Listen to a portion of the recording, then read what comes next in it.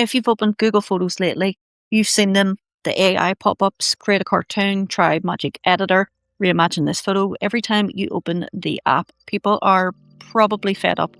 There's a whole Reddit thread about it, so here's what actually works to stop them, and the honest truth about how far you can get. Method 1, tap the X every time. Don't tap try it out by accident. Just X it out the moment it appears. Google's algorithm tracks what you ignore.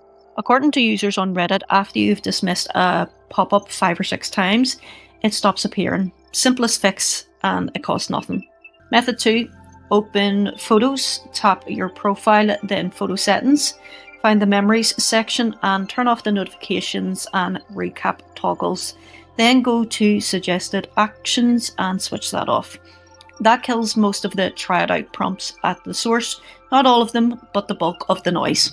Method 3, the system kill switch. Long press the Photos app icon, tap App Info, then Notifications. You'll see every type of notification listed. Turn off Memories, recap, suggested edits, and anything promotional.